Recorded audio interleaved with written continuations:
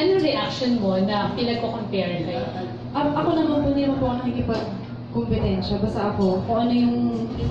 Eto ako, dito ako, parang ganun po. Trabaho lang, professional.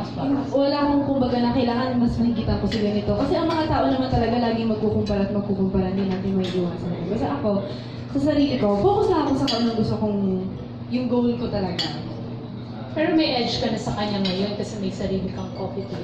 Ay, wala naman po siguro. Friends ba kayo? Ay, hindi po kami nag-meet in person. Hindi po kami nag-meet in person. Pero kung magkikita kayo?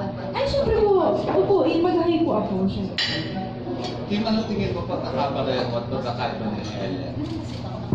Pagkakapareho po, siguro, pareho kami ng image na... Pagkakaiba?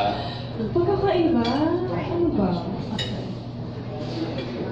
Height lang siguro.